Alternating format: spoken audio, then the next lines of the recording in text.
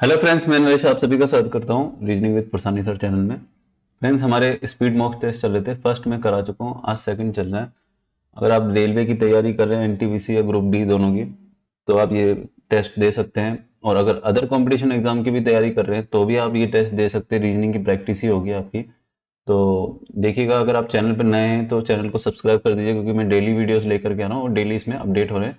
Daily 12 बजे इस पे चैनल पे एक वीडियो आता ही है रीजनिंग का। उसके अलावा भी कई बार तो दो दो वीडियो भी डलते हैं पर डे के। तो अगर आप चैनल पे नए हैं तो इसे सब्सक्राइब कर दीजिए। बढ़ते हैं क्वेश्चंस की तरफ। फर्स्ट क्वेश्चन है, काफी इजी क्वेश्चन है, टाइम स्टार्ट कर देता हूं मैं। एनालॉजी का है। बंदर का संबंध होठ से तो पक्षी का संबंध किससे होगा?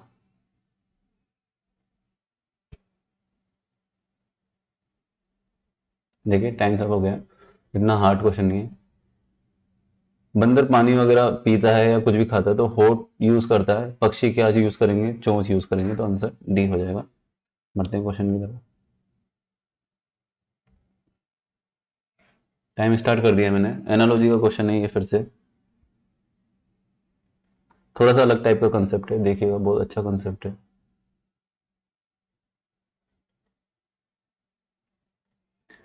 टाइम सब हो गया। देखिएगा क्या लग रहा है इसके अंदर। M H L. तो एम की वैल्यू बोलेगा 13 और एल की वैल्यू बोलेगा 12। ठीक है। तो ये आपके हो गए, आपके टोटल इसका आ रहा है 13, ये 25 आ रहा है। ठीक है।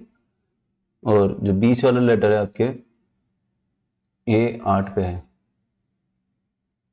तो इसमें कुछ गड़बड़ है।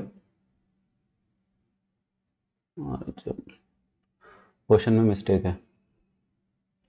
ये एल की जगह यहाँ पे आपके के आएगा। ठीक है। अब ये सही हो जाएगा।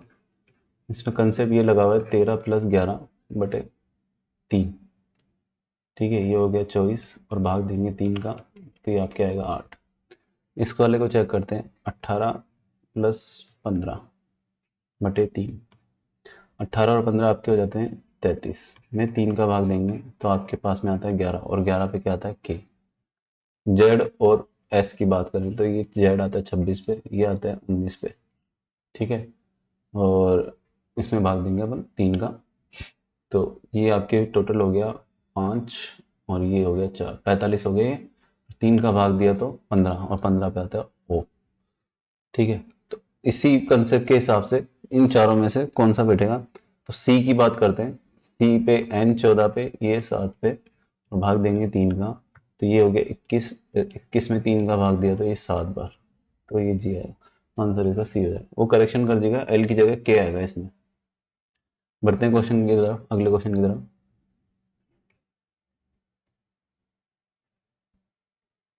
टाइम स्टार्ट कर दिया मैंने।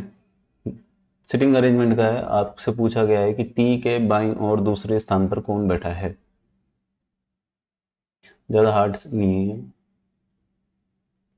देखिए, टाइम सब हो गया है। पहले मैं एक सर्किल ड्रॉ कर देता हूँ।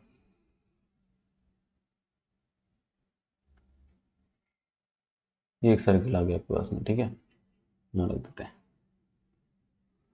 कितने मेंबर्स हैं? 5 मेंबर है, तो 5 का सिटिंग अरेंजमेंट रहती है। 1, 2, 3, 4 और 5 को कहीं पे भी रख देते हैं अपन, यहाँ रख देते हैं। ठीक है। ये 5 का हो गया। अब जैसे जैसे बोलता जा रहा है वैसे वैसे बिठा दीजिए। एस पी के ठीक बगल में दाईं ओर बैठा है। पी के दाईं ओर पी ये रहा, और इसका दायां क्लॉक एंटी क्लॉकवाइज घूमेंगे, ऐसा हो जाएगा। ठीक है। टी क्यू के ठीक बगल में बाईं ओर बैठा है। क्यू के बाईं ओर, तो देखिएगा पहले ये वाले स्टेटमेंट को, टी जो है वो क्यू के बाईं ओर, मतलब कि अगर क्यू अगर यहाँ बैठा है तो टी यहाँ बैठ जाएगा। अगर क्यू यहाँ बैठा है तो टी यहाँ बैठ जाएगा। ये हमने पॉसिबिलिटी लगाई है। ठीक है, बाईं ओर है ना क्यू के। पी एस और आर के बीच में है। अब देखिए, एस और आर के बीच में है तो आर जो है वो यहाँ आ जाएगा, तो ही पी बीच में हो जाएगा। अब कंडीशन बैठ जाएगी, क्यू तो यहाँ आ जाएगा और टी यहाँ आ जाएगा। तो इस तरीके से इसका सिटिंग अरेंजमेंट बैठ जाएगा। ठीक है। अब पूछा क्या गया है? टी के बाईं और दूसरे स्थान पे। तो बाईं ओर चलना है तो मतलब क्लॉकवाइज चलना पड़ेगा। तो बाईं ओर दूसरे स्थान पे 1 2 पी बैठा है और आंसर इसका 2 हो जाएगा। ठीक है, अच्छा क्वेश्चन था। बढ़ते हैं अगले क्वेश्चन की तरफ। अगला क्वेश्चन मिसिंग नंबर का है और काफ़ी अच्छा मेथड लगा हुआ है इसमें। आप टाइम स्टार्ट कर दिया है, आप देख लीजिए एक बार।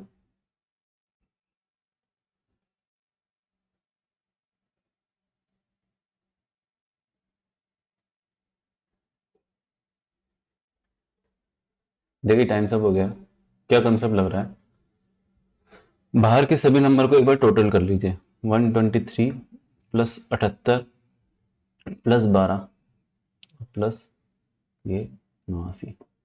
अगर मैं इनका टोटल करूं तो मेरे पास में कितना आ रहा है, ये तो हो गया 90 और 90 और 120, 210, 210 और 90, 300 और 2, ये 302 हो गया। ठीक है, और इसमें से अंदर की संख्या माइनस कर दीजिए 224। तो ये आपके पास में आ गया, ये आ गया 8 और ये हो गया 7, 78 आ गया इसमें से। ठीक है, यही हम सेकंड वाले में चेक करेंगे। बाहर के सभी नंबर का टोटल कर लीजिए। 92 प्लस 13 प्लस 128 और प्लस 87। तो ये आपके पास में टोटल करने पे आ रहा है ये 30, 220 हो गया और ये करीब 100, 320 हो गया। ठीक है, और माइनस कर देंगे ये 242। तो देखिए 242 माइनस करने पे मेरे पास में फिर से 78 ही आ रहा है।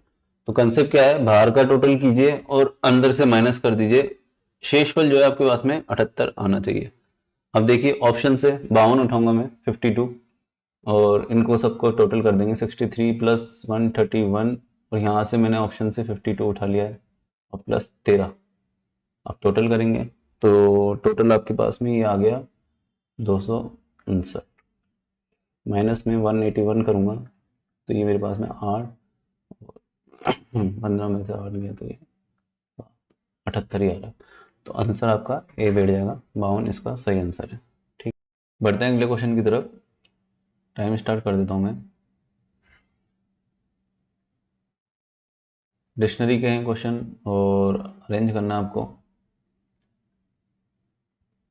कौन सा लेटर, सॉरी कौन सा वर्ड सबसे पहले आएगा, फिर उसके बाद कौन सा, उसके बाद कौन सा, डिक्शनरी के अकॉर्डिंग, इंग्लिश डिक्शनरी के अकॉर्डिंग।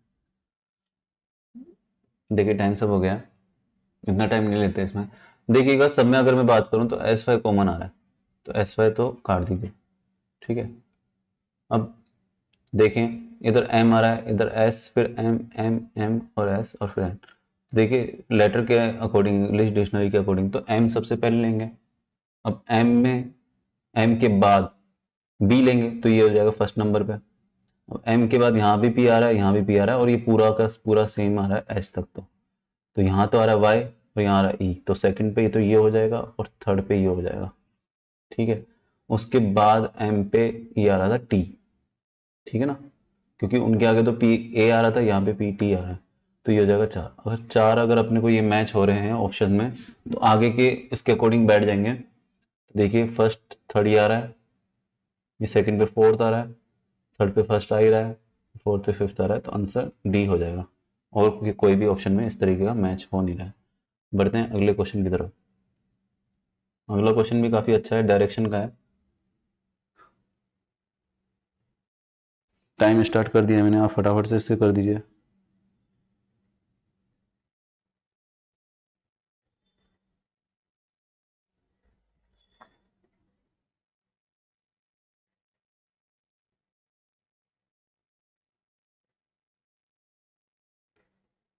देखिए टाइम सब हो गया, इतना टाइम बहुत है इसके लिए। हीरा दक्षिण की ओर 25 मीटर चलता है, ये हीरा है, यहाँ दक्षिण की ओर चला है और 25 मीटर चला है। ठीक है, बाएं मुड़ता है। अब देखिए मुख अगर दक्षिण की तरफ है तो बायां वो हो जाएगा जो आपका दायां है। कितना मीटर चला है, थोड़ा और आगे बढ़ा लेते हैं, 30 मीटर चला है। और मुख किस तरफ है, पूर्व की तरफ। फिर दाएं मुड़ता है, अब मुख दाएं ये पूर्व की तरफ है तो दाएं किस तरफ होगा, इस तरफ। वो कितना मीटर चला है, 15 मीटर। सर आगे वो पूछ रहा है कि अब एक प्रारंभिक बिंदु से कितनी दूरी पर है और किस दिशा में। तो देखिए दिशा तो हमें दिख रही है, नीचे से ईस्ट की तरफ। मतलब कि दक्षिण पूर्व की तरफ है, और अभी हमें डिस्टेंस निकालना है। तो डिस्टेंस निकालने के लिए मैं एक बार इसको यहाँ से ये लाइन खींच देता हूँ। ये 15 है तो ये 15, और ये टोटल डिस्टेंस कितना हो जाएगा, टोटल सर ये हो जाएगा 40 हो जाएगा। ठीक है, ये 40 है, और अगर ये इसको मिला लूँ तो ये 30 था और ये भी 30 हो जाएगा। देखिए ध्यान से देखिएगा, पैरेलल लाइनें खींच रहा हूँ मैं ताकि डिस्टेंस मेजरमेंट कर सके अपन। ये अब 25 तो दे ही रखा था क्वेश्चन में, यहाँ तक 30 दे रखा था, यहाँ तक 15 दे रखा था, तो मैंने ये ले लिया और इसको 15 कर दिया, तो टोटल ये डिस्टेंस हो जाएगा 40, और ये डिस्टेंस मैंने यहाँ खींच लिया तो ये हो गया 30। तो देखिएगा ये एक ट्रायंगल बन गया है, और कौन सा ट्रायंगल बन गया है, ये 90 डिग्री वाला ट्रायंगल बन गया है। तो उसकी साइड क्या फिक्स होती है, 3 4 5, 30 हमें दे रखी है, 40 हमें दे रखी है, तो थर्ड वाली कौन सी होगी, 50। तो डिस्टेंस भी आपने निकाल दिया है, दक्षिण पूर्व में 50 मीटर। आंसर इसका ये हो जाएगा। बढ़ते हैं अगले क्वेश्चन की तरफ, और इसके लिए सिर्फ 10 सेकंड दूंगा मैं आपको, फटाफट से कीजिए। सॉरी।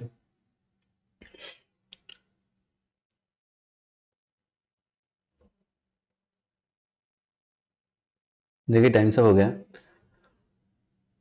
पहले तो टर्न देखेंगे, यहाँ पे एक टर्न हुआ है, तो इस तरफ अगर मैं इसको खोलूंगा तो ये एक कट यहाँ लगेगा, ठीक है, और अंदर की तरफ से यूं एक ट्रायंगल बनेगा, ठीक है ना। अब अगर इसको ऊपर की तरफ खोलेंगे तो एक सिंपल कट ये लगेगा, और अंदर की तरफ से ट्रायंगल फिर बनेगा, इस तरीके की शेप के बनेंगे। तो इस तरीके की टेढ़ी शेप के हमें यहीं दिख रहे हैं, हालांकि इसमें भी दिख रहे हैं, बट इसका जो कॉर्नर है यूं दे रखा है, और यहाँ पे कॉर्नर जो ये जो हमारे कट के अकॉर्डिंग बैठ रहा है, ठीक है ना, ये सब जगह से ऐसे कटे। तो आंसर क्या हो जाएगा, ए हो जाएगा इसका। बढ़ते हैं अगले क्वेश्चन की तरफ। अगला क्वेश्चन फिर सिटिंग अरेंजमेंट का ही है, आपको बिठाना है और फिर आंसर देना है। बी एम सी के मध्य कुल कितने व्यक्ति बैठे हैं। इजी क्वेश्चन है, कोई ज्यादा हार्ड नहीं है।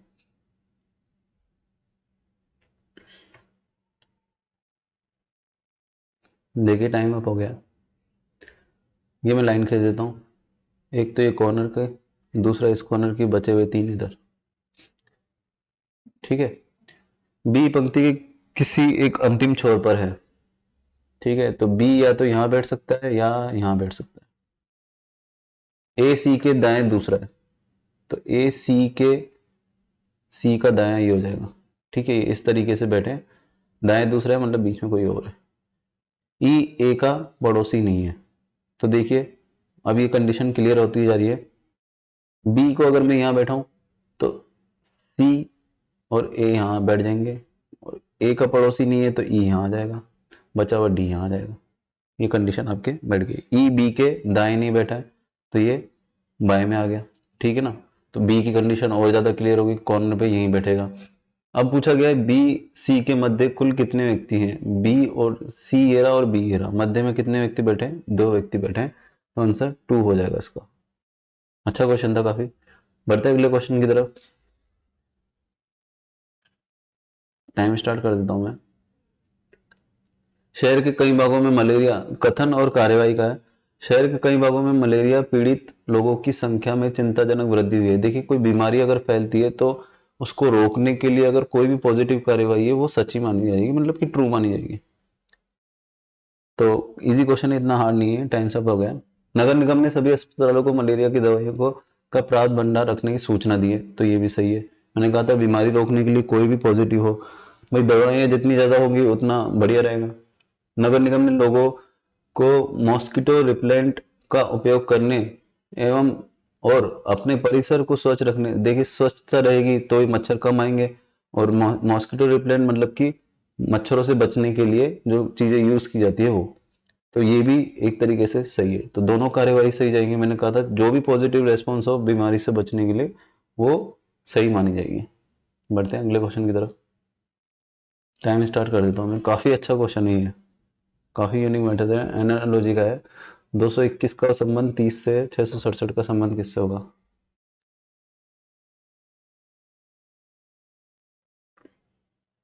देखिए वीडियो अच्छा लग रहा है तो इसे एक बार लाइक जरूर कर दीजिए और ज्यादा से ज्यादा शेयर भी कर दीजिए। टाइम सब हो गया। 221 को क्या करना है आपको, फैक्टर बनाने। फैक्टर मतलब कि भाई ऐसे तो क्या है कि इसमें भाग किसका जा रहा है, 13 का भाग जाएगा, और 13 का भाग कितनी बार जाएगा, 17 बार जाएगा ये। तो मतलब फैक्टर कैसे हो गए, 13 × 17, इसका एक फैक्टर बन गया ये इस तरीके से, 13 × 17। अब मैं 13 और 17 को जोड़ू, दोनों ही क्या है, अभाज्य संख्या है, तो मेरे पास में कितना आता है, 30। इसी तरीके इसके फैक्टर बनेंगे, और इसके फैक्टर, दो अभाज्य संख्या कौन सी होगी, एक तो 29 और एक आपकी आएगी 23, ठीक है। और 29 × 23 करेंगे तो ये आपके पास में आता है 667। अगर मैं 29 और 23 को जोड़ दूं तो मेरे पास में कितना आ जाएगा, ये आ जाएगा 52। तो 52 इसका आंसर हो जाएगा। इस तरीके का इसमें कंसेप्ट लगा हुआ था कि दो अभाज्य संख्याओं का गुणनखंड करके जो नंबर आया है वो नंबर था, और दोनों अभाज्य संख्याओं को जोड़ दें तो वो ये संख्या आ जाएगी। बढ़ते हैं अगले क्वेश्चन की तरफ। सीरीज का है, एक बार आप देख लीजिए, फिर मैं बताता हूँ इसमें सॉल्यूशन क्या बैठेगा। क्वेश्चन मार्क की जगह क्या आएगा,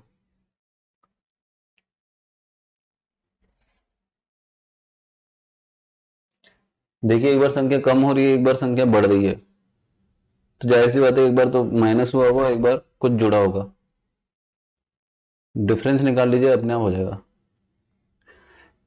92 से 11 तक का मैं डिफरेंस निकालूं तो 81 आता है, और यहां से यहां तक का ये माइनस हुआ है ना, यहां से यहां तक का डिफरेंस निकाले तो 49 आ रहा है, ठीक है, और ये हुआ है प्लस।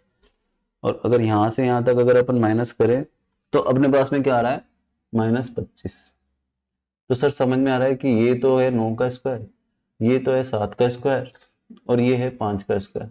अब ऐड करेंगे तो कौन से का स्क्वायर ऐड करेंगे, सर 3 का स्क्वायर करेंगे, क्योंकि ओड नंबर की सीरीज चल रही है, और 3 का स्क्वायर बोलेगा 9 होता है, तो 635 में मेरे को 9 जोड़ने, आंसर मेरे पास में 644 आ जाएगा। काफी अच्छा क्वेश्चन था। बढ़ते हैं अगले क्वेश्चन की तरफ। इसके लिए ज्यादा टाइम नहीं देंगे, सिर्फ 10 सेकंड का टाइम देंगे।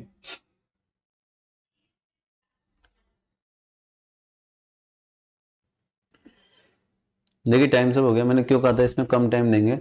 इस क्वेश्चन को पूरा पढ़ने की बजाय हमें लास्ट की लाइन पढ़नी होती है कि क्वेश्चन में पूछा क्या गया। एक कवि का संबंध किससे होता है, पोएट का संबंध किससे होता है, पोएम से होता है, और पोएम क्वेश्चन में क्या कहा गया है, सर पोएम को एप्लीकेशन कहा गया है, तो इसका आंसर क्या हो जाएगा, एप्लीकेशन हो जाएगा, ठीक है। ऐसे इस क्वेश्चन को सॉल्व करना था।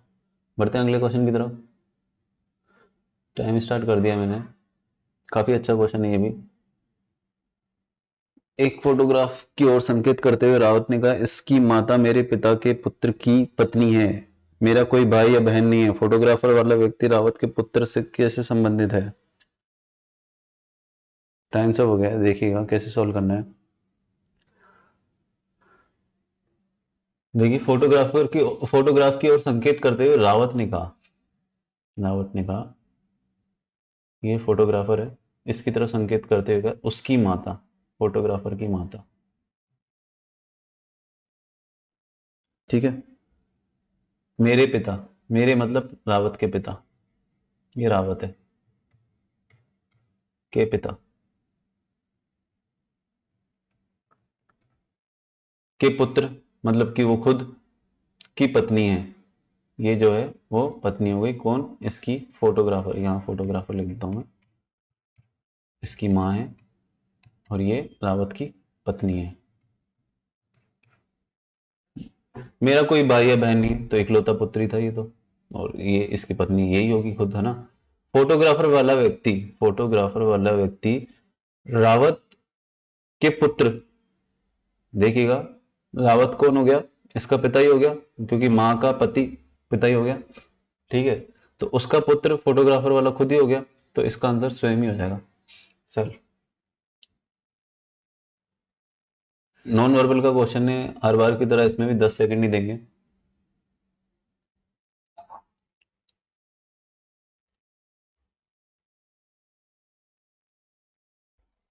टाइम सब हो गया, देखिएगा एरो की कंडीशन देखिए, इसमें यहाँ एरो इस तरह जा रहा है, तो यहाँ एरो इस तरह जा रहा है, मतलब एक दूसरे के विपरीत डायरेक्शन में। तो एरो अगर ये ऊपर जा रहा है तो इधर जो आएगा वो एरो नीचे की तरफ आएगा, और नीचे की तरफ एरो बी में ही दे रखा है, आंसर इसका बी हो जाएगा। एरो से ही सोल्व हो गया था ये। रिपीटेड सीरीज का क्वेश्चन है, और बिल्कुल यूनिक कंसेप्ट है इसके अंदर।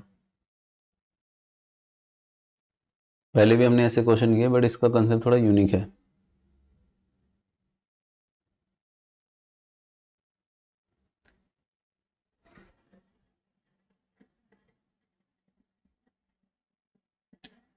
देखिए टाइम सब हो गया। कॉन्सेप्ट क्या है, इसको 5 में डिवाइड कर दीजिए आप, 1 2 3 4 5, ठीक है। अब 5 में डिवाइड करने के बाद में सॉरी, अगर मैं बात करूं ऑप्शन से, तो देखिएगा बी ऑप्शन बिठाते हैं, एफ और सी, फिर यहाँ पे एक और सी। तो कंडीशन क्या बैठी, एफ सी सी एफ सी। अब यहाँ से क्या है कि उल्टी सीरीज चल जाएगी, सी एफ सी सी एफ, इस तरीके से। भाई एफ सी सी एफ दे रखा था आपको, और फिर ये सी, और यहाँ से फिर आपको रिवर्स चलना है, सी एफ सी सी एफ। इस तरह का क्वेश्चन एक ही बार ही आया था एग्जाम में, और काफी यूनिक क्वेश्चन था। और वापस क्या है, सीधी सीरीज चलेगी, F C C F C. यहाँ पर क्या आएगा, सी और सी।